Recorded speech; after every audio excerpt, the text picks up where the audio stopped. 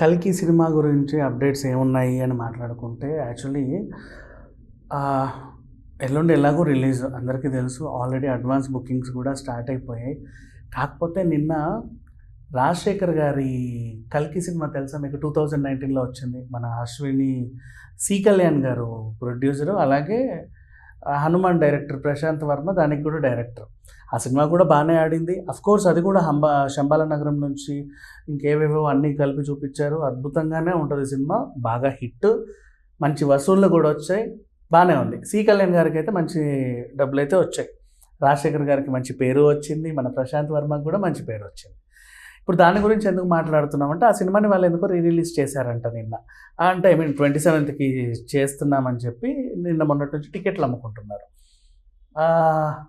ప్రభాస్ కల్కి రిలీజ్ రోజే ఈ పాత కల్కి రిలీజ్ అయితే కొంతమంది అమాయకులు, లేకపోతే ఇంకెవరెవరో వాటెవర్, నాకు కొంచెం చదువుకు రాని వాళ్ళు, కొంచెం అంటే అమాయకులు ఎవరైనా ఉంటే దీన్ని బుక్ చేసుకునే అవకాశం ఉంది. సో అలా ఆ కల్కికి టికెట్లు, బోల్డ్ అనే టికెట్లు, భ్రమరాంబ, మల్లికార్జున థియేటర్, ఇంకా మొత్తం సిటీలో అక్కడక్కడ ఒక 10-15 థియేటర్లలో ఫుల్ ప్లెడ్జ్డ్గా అంటే హౌస్ఫుల్లే సేల్స్ అయిపోయాయి. ఇకపోతే నెక్స్ట్ నిన్న మార్నింగ్ రాజశేఖర్ రెడ్డి గారికి వాట్సాప్లో, రాజశేఖర్ రెడ్డి అంటే మన హీరో రాజశేఖర్ గారు, జీవిత రాజశేఖర్ గారు, వాట్సాప్లో ఒక 100 మెసేజ్లు, అందులో 99 బూతులు ఇన్ సెన్స్ మన వాళ్ళే. ఏమయ్యా రాజశేఖర్, సీనియర్ హీరో, మీ ఆవిడ కూడా నిర్మాత, మీకు ఇంట్లో బ్యానర్ ఉంది, ఎప్పటి నుంచో ఇండస్ట్రీలో ఉన్నారు, దర్శకులు కూడా మీరు, మంచి డాక్టర్వి, చదువుకున్నవాడివి, ఇలాంటి పని చేయొచ్చా? ప్రభాస్ సినిమా ఓ పక్క రిలీజ్ అవుతుంటే నీ పాత కల్కి అదే రోజు రిలీజ్ చేస్తావా? సరే, నీ ప్రొడ్యూసర్ కంటే బుద్ధి లేదు, బుద్ధి గడ్డి తినింది, నీ డైరెక్టర్కి బుద్ధి లేదు, నీకేమైందయ్యా? నువ్వు కూడా ఒక ప్రొడ్యూసర్వే కదా అని బోల్డ్ అని మెసేజ్లు, ఒకటి కాదు, అందరికీ రిప్లై ఇచ్చుకుంటూ అలసిపోయి ట్విట్టర్లో ఒక పోస్ట్ పెట్టాడు. ఏమని? బాబు, నాకు ఎలాంటి సంబంధం లేదు అండ్ నాకేం తెలియదు, అసలు ఇది ఏం జరుగుతుందో నాకు తెలియదు, కొంచెం నాకు ఊపిరి పీల్చుకునే టైం ఇవ్వండి అని ఆయన. నెక్స్ట్ సేమ్ సి కళ్యాణ్ గారి విషయానికి వెళ్తే, ఏమయ్యా సి కళ్యాణ్, నువ్వు ప్రొడక్షన్ కౌన్సిల్కి అదేంటిది మొత్తం అధ్యక్షుడి హోదాలో ఉన్నావు, అయితే నువ్వు లేదా దిల్ రాజు లేకపోతే నువ్వే గెలుస్తారు.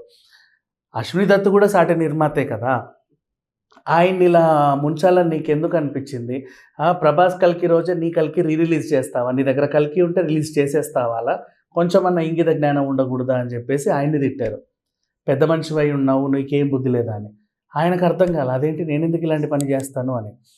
ప్రశాంత్ వర్మ, ఆయనకి మెసేజ్లు చాలామంది. ఏమయ్యా ప్రశాంత్ వర్మ, మొన్నే కదా జై హనుమాన్తో మంచి క్రేజ్ తెచ్చుకున్నావు, అప్పుడే తలపోకరు నెత్తికెక్కిందా?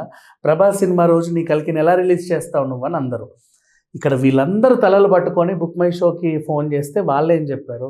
సారీ అండి, చిన్న పొరపాటు జరిగింది, మేము దాన్ని సవరిస్తున్నాము, మీరు దీనికి బుక్ చేసినా సరే టికెట్లు మాత్రం ప్రభాస్ కల్కికే వెళ్తాయి, రాజశేఖర్ గారి కల్కి మాత్రం రిలీజ్ చేయట్లేదు, ఇదేదో చిన్న సాంకేతిక లోపం అని. ఇప్పుడు అసలు ఏం జరిగిందో మాట్లాడుకుంటే, మామూలుగా మన వాళ్ళు ఏం చేస్తారంటే 10,000కి 5,000కి కకృతి పడి అప్పుడప్పుడే జూనియర్స్ ఉంటారు, ఎక్కడో ట్రైన్ అయ్యి వచ్చిన వాళ్ళని పెట్టుకుంటారు నైట్ షిఫ్ట్లలో. ఎందుకంటే మినిమం 30-40 శాలరీలు తీసుకున్న వాడేవాడు నైట్ షిఫ్ట్ చేయడానికి ఇష్టపడ్డట్ల ఈ రోజుల్లో వాడికి నైట్ షిఫ్ట్ అక్కర్లేదు, ఇంకో దగ్గర జాబ్ ఎత్తుకుంటాడు అని పెట్టుకునే సంస్థలు కూడా బోల్డ్ అని ఉన్నాయి, జాబ్ ఆపర్చునిటీస్ కూడా ఉన్నాయి. కాబట్టి ఏం చేస్తారు, తక్కువకి వచ్చే వాళ్ళని అండ్ ఇలా నైట్ షిఫ్ట్లు అంటే పని చేసే వాళ్ళని, పిల్లల్ని 15,000కో 10,000కో పెట్టుకుంటారు. ఈ టీమ్ లీడర్లు అక్కడ ఉండరు. వీళ్ళు ఏం చేస్తారంటే, వీళ్ళు మరి ఇంకా ఎక్కువ జీతగాళ్ళు కదా, 1,00,000 జీతగాళ్ళు వీళ్ళంతా. సో ఆ టీమ్ లీడర్లు ఏం చేస్తారంటే, ఏమయ్యా పని అయిందా అని జూమ్ కాల్లోకి వస్తారు. పని అయింది సార్, చేస్తున్నాం సార్ అని. ఇక్కడ వాడు ఇచ్చిన ఇన్స్ట్రక్షన్స్ ఏంటంటే, కల్కి అని ఇంగ్లీష్ ఫాంట్లో ఉంది. హైదరాబాద్ నగరంలో కల్కి తెలుగులోనే రిలీజ్ అవ్వాలని లేదు. కల్కి హిందీ వెర్షన్, కల్కి బెంగాలీ వెర్షన్, కల్కి కన్నడ వెర్షన్, కల్కి మలయాళం వెర్షన్, కల్కి తమిళ వెర్షన్ కూడా ఉంది కొన్ని థియేటర్స్లో.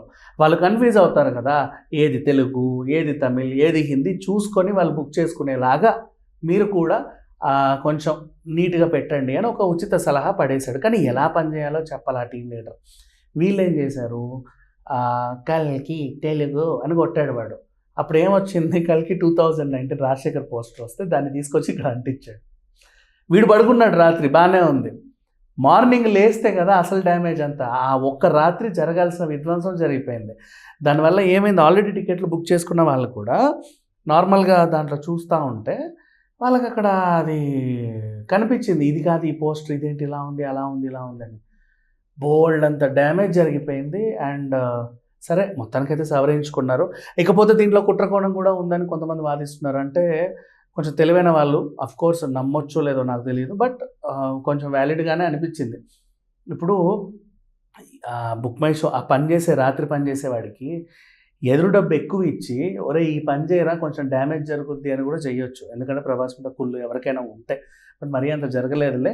జస్ట్ సాంకేతిక లోపం వల్లే అది జరిగింది. కానీ మీరు ఈ కల్కికి టికెట్ బుక్ చేసినా థియేటర్‌కి వెళ్తే ప్రభాస్ కల్కియే వస్తది 100%. Thank you so much.